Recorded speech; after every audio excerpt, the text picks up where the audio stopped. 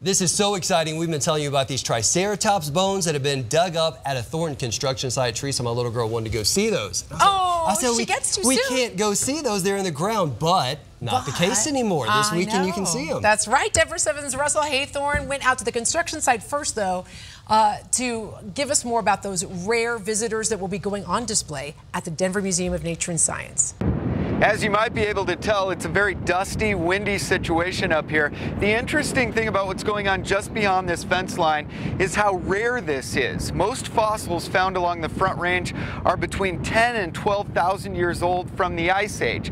This one is much rarer. It's believed to be 66 million years old, the period just before dinosaurs became extinct. So we know that dinosaurs went extinct when an asteroid hit, and that's been really well dated to 66 million years ago. A bunch of material was thrown up into the atmosphere and it rained down all over the globe. Dinosaur digger Joe Sertich says that formed the KT boundary, a layer of rock that most of Metro Denver sits directly on top of. And so it's always just a matter of time before we get one of those calls that something's coming out of the ground, something unusual.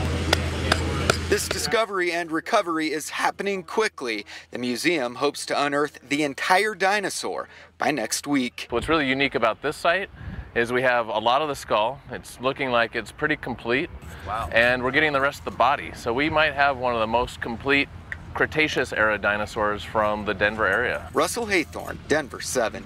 How cool is it to see them working out there? Some of those bones, including the skull, the important part, that's going to arrive at the museum tonight, and they're going to be on display to the public tomorrow morning.